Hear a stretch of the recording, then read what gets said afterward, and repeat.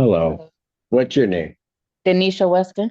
All right. And where are we on her case? Your Honor, we have a consent order for conditional dismissal. It indicates that rent to retain is $3,641, $170 in attorney fees and costs for a total redemptive amount of $3,811 due and owing through June 30th, 2026. The further conditions indicate that the defendant is to pay regular rent timely as of July 1st, 2026 by the 5th. Additionally, defendant agrees to pay $19.05 by July 15th and by August 15th. Until the balance is due to zero. No late fees will accrue if July and August rent, if all payments are made timely, 56-day rule is tolled or waived. Any third party payment will be accepted if applicable. Box 4BCD, we did discuss MCR 4.201J as well as the 10-day appeal date, and she has signed off on it. Ma'am, is all of that correct? Yes. All right. Do you have any questions regarding this? No, I don't. No, you do not. Okay. And you did understand your 3-day rights of rescission. Yes. Thank you guys for working it out. This case is continued. Thank you. Have a great. You too. Okay. She's gonna yell. I'll call her case and say, I'm not ready on that one. Yep. Anyway, listen, hold on. Haverhill on Clark versus Bryant or Spencer Jr. That matter's dismissed. So that one I know what's gonna happen. All right, now I got 2 more of yours. You know what, we could just call them Robertson and Martin. Did you want time to talk to them? Because I can step off and let you do that if you want. Robertson, that we're just gonna adjourn. She's look into some stuff and then I can still talk to her about what the court brought up to my attention. Ellen Martin, if Ellen Martin here. Not here. I'm here. Oh, he's in Zoom. Then I guess we should just call it. Okay. Court does call the case of the people versus, or not the people, but Haverhill on Clark versus Tracy Roberts. Rania Haddad for the plaintiff. Hello, Miss Robertson. Hello. Hello. Back again. Back again. Second time's a charm. My client indicated that, like an adjournment on this one, there are just some things that she would like to investigate, look into, and then hopefully in the meantime, in the interim, we could facilitate a conditional dismissal for a resolution. All right. You have any problem with that, ma'am? Not at all. All right. June 26, 2026 at 2 p.m. All right. Will that be personal Zoom? I'll make you come back here and see me. That's just because you want to look at, you just want to see me because I'm pretty. That's okay. It's all right. It's all right. It's all right. I'm gonna come back dressed like I'm gonna come back again. All right. Take care. Tell Tracy I said hello. All right. Nice. Nice. Hang on one moment, ma'am. All right. Your name? You ready? Okay, Cedric Simpson. Where? You're in law school? Yeah. Where? Stanford right now. Did you say Stanford? I did. Like California? What the hell are you doing here? I mean, I'm Michigan's home. Michigan's home. Where are you from? Oh, you're from the Grand Rapids area? What year are you? I'm gonna be a 3M. You're going into 3. All right. So I expect great things from you. That won't happen. It always happens from Wayne. They're not going to do anything. We'll never hear from them. All right. Well, it's a pleasure meeting you. Look forward to having you here. You know, it's so, it's interesting that all 3 of these students were all teachers, went to law school. They were all All teachers. teachers. Yeah. Really? What you teach? I taught 5th grade. Wow. That's. What about you? J grade English. Wow. Spencer taught at Pioneer. Did he? Pioneer High? My alma mater? Taught what? History. Okay, I didn't take that. No, anyway. All right. Good meeting you guys. Take care. Conda Party versus Con. All right. All right. Your name? Yeah, Connor. All right. And where are we on this case? Let me start. I did talk to RPI. I did contact them. And I talked to the director as well as the officer there.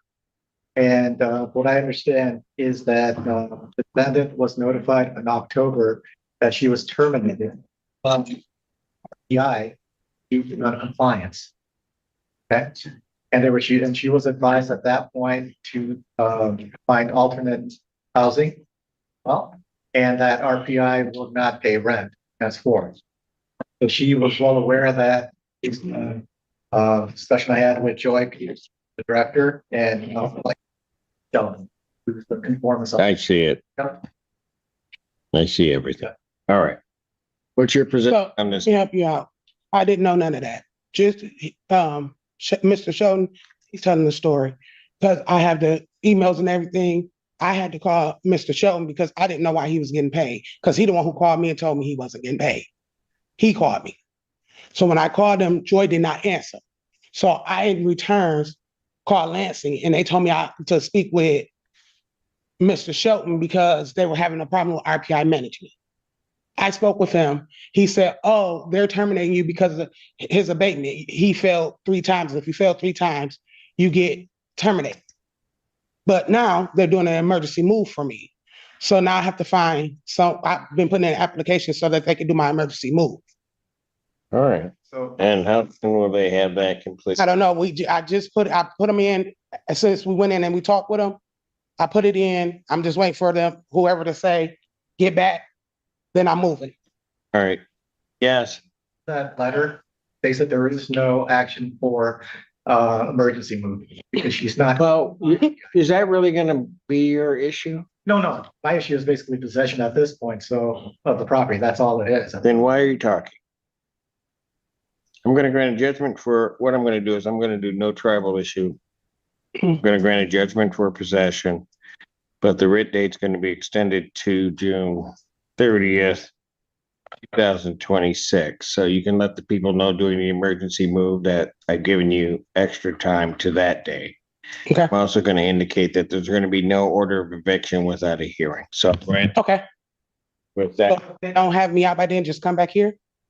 if wish to evict you, Mhm. right?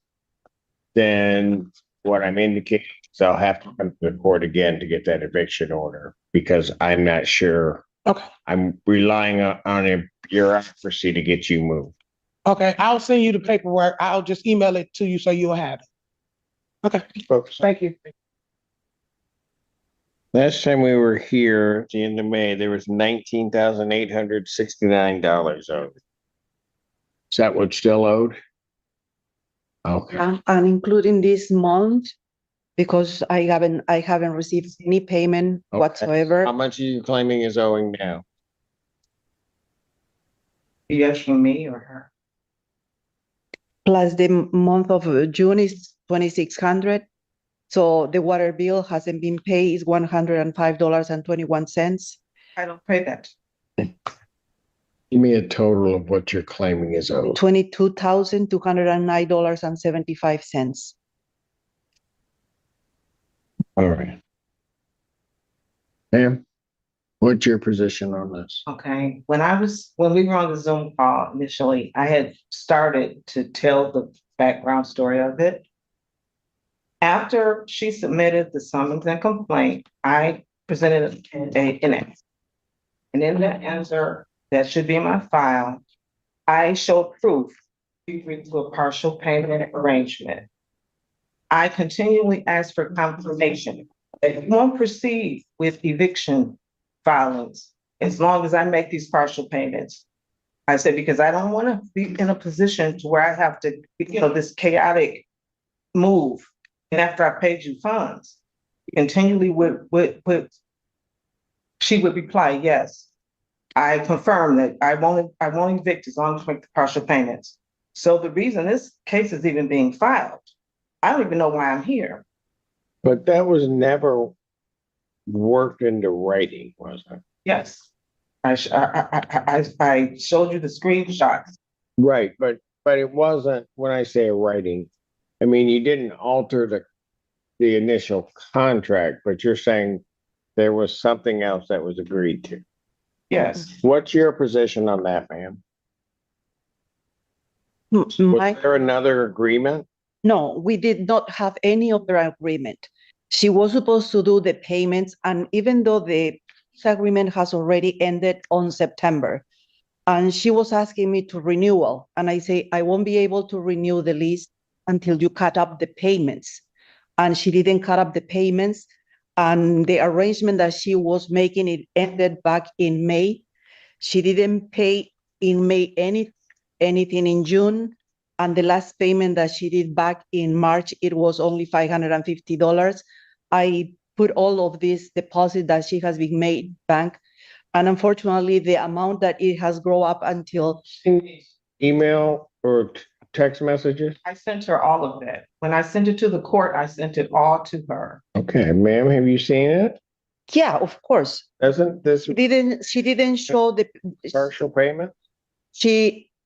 it is set it in the payments. Yes, she was supposed to do the partial payments. And if you see in my filing, in the filing, Oh dear.